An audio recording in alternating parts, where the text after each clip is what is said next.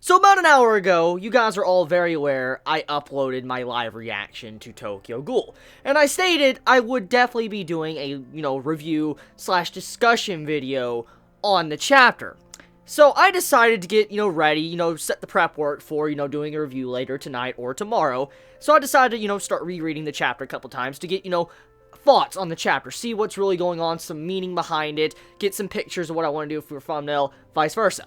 And I go reading the chapter, okay? After I upload the video, after I really start looking at it, I noticed something that I missed in my live reaction. And it was such an important thing I missed that I needed to make a video on it pronto, because it is that important. And I also want to say I am very sorry for missing it. I'm ashamed of myself for even missing it this morning. That's what happens when you stay up all night drinking coffee and not really paying attention, because you're just like, ugh. Now, granted, I did only sleep a couple hours, but I feel a hell of a lot better than I did. So I went rereading it again, and I noticed Donato cloned himself. Now, I remember looking at the page in the live reaction. I didn't really understand the full grasp of what was going on there. I'm like, did Donato block that and lose a finger? That's what I assumed when I was reading the chapter in my live reaction. But after rereading it, I noticed that Donato, he straight up cloned himself. Let me explain. I'll show you a picture on the screen for you can see it for yourself. In the scene to when Rize goes crazy and he attacks Donato, and it looks like Donato is completely impelled, Donato, after that page, he's on top of like a building or something very far off in the distance. You can see the way he's standing, he's just very far off. He doesn't even have his mask on him. It doesn't look like he's injured in any way. And you just see how he looks at his finger and he's like, oh, I've lost a finger. And you see how, the RC cells are coming out trying to repair it and stuff. And instantly I'm like, wait a minute, when I was rereading. Did this man just clone himself with his Kagane? Like, we know about detachable Kagane. We know imagination is a big thing. I've talked about this many times. I mean, Uta is a perfect example of the imagination, and so is Kaneki Kin. I mean, how he, transformed into a centipede. His Kakuja, it was like his mindset on himself. And we know about the imagination and how it plays a huge role in the Kagane structure. However, what we just witnessed in this chapter really confirms a lot about some characters, like Uta, and how he can make his face change. That's definitely Kagane doing that. That's completely confirmed now, because of Donato doing what he did in the chapter. On top of that, detachable Kagane being, like, sentient, or in this case, something that's like a puppet or a doll going out and doing your bidding, that is possible. You remember how I talked about Noro? I talked about Noro quite a bit, about how Noro was possibly attached to, Eto, and how Noro, the reason how he was even able to live in the first place was because he was living off of Eto, and he was like a living, detachable Kagane. And this really clarifies that. It really states that you can actually have a detachable Kagane that can actually speak and look like the real thing. For instance, let's say you want to detach a piece of your finger, which Donato does. He can turn that piece of his finger into himself, a clone of himself that looks exactly like him, can actually speak like him, and honestly, he looks almost as powerful as probably Donato is. Probably, actually, no, I'll take that back. He probably is nowhere near as powerful. Like, the clone is probably nowhere near as powerful as Donato's real body is. Because if that man could do that much damage with a freaking finger, holy crap, I'll talk about that in a moment.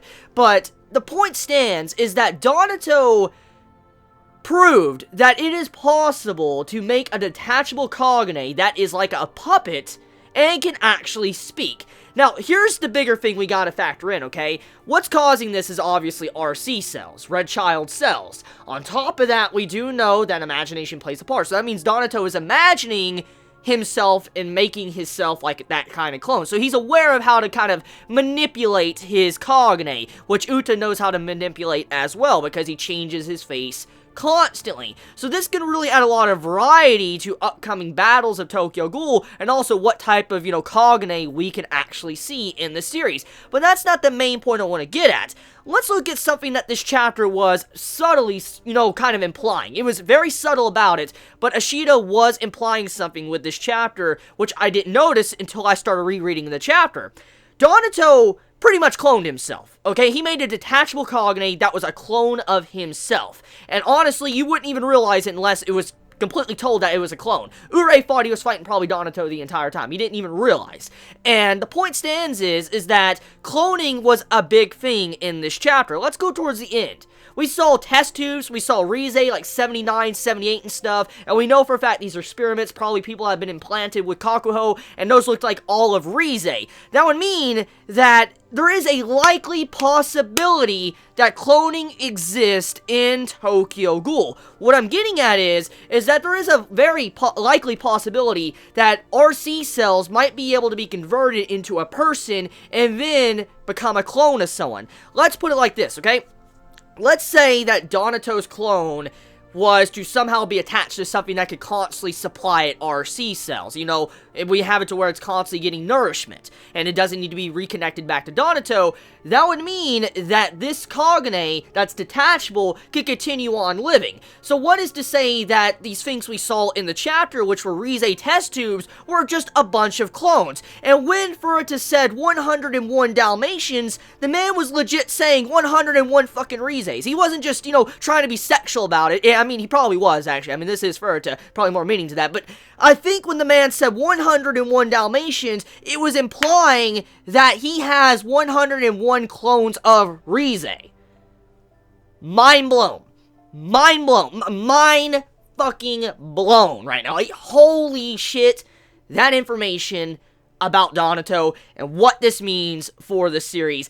That would mean, if this is true, now, like I said, this is just a discussion. I'm not saying that is actually Rize clones. I'm not saying that. I'm not saying this is 100% possible. However, to see a detachable Kagane being able to speak like that, be that strong, and just be a finger, but then after that, we have an image, a big panel focusing on Rize, then obviously Ashida's trying to apply something here. We know Ashida's very smart. He's someone that would not do something like that if it did not have meaning to each other. They would not be there in the same chapter if there was not a connection. He emphasized that page rather well.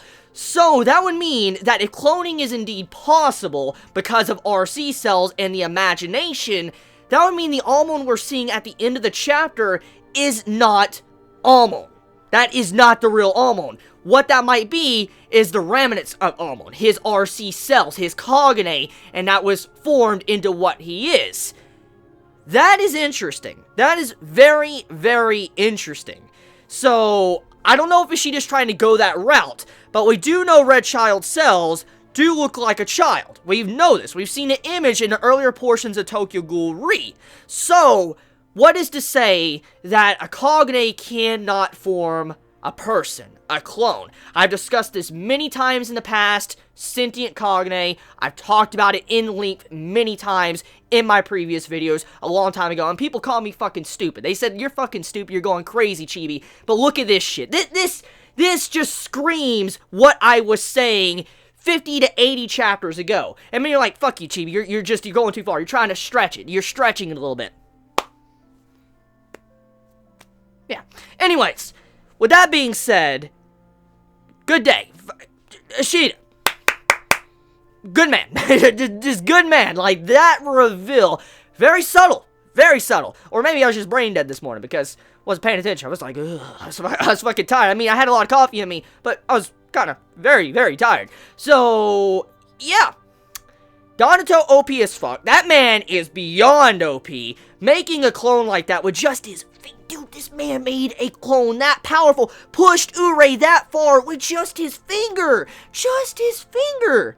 Just think about that for a second. This man pushed Urei to become a full ghoul with just his finger. And I'm not even just, saying that, like, figuratively. He literally made Urei become a full ghoul because of one finger. That is scary. On top of that, if Donato got serious and he could produce that much with just a finger, that means he had a lot of RC cells. Like, this man's RC cell count is ridiculous. Like, it is probably something we can't even begin to imagine at this moment. For him to make something that strong with just a finger, imagine what is in his body. Like, what's to say if he was to just rip his fucking arm off and turn that into a clone, how strong would that be? So, Donato shows that if he can make a clone per finger, he can make 10 clones.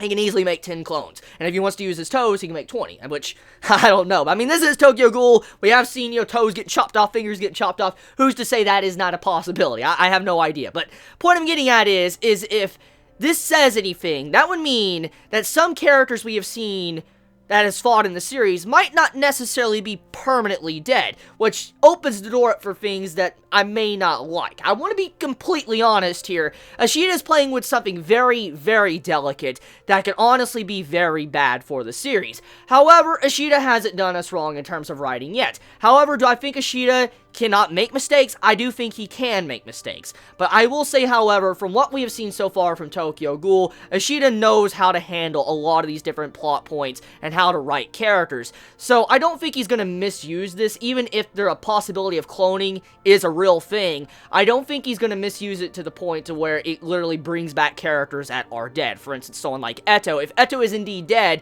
I do not think that Ashita would bring a character back if they serve no purpose in the series. I don't think he'll just bring them back to bring them back just to, give fan service and make everyone happy. If he's bringing back a character, there's a very good point for him to do it. Because from what we've seen from Ashita thus far from the series, he's not someone to do something that doesn't have meaning. If it's introduced, there must be some reason it's there. He doesn't add something to a series if it's not important. So, just saying that right now. Anyways, all of you that thought I was, a crackpot, stupid, it's just saying and speaking out of my ass.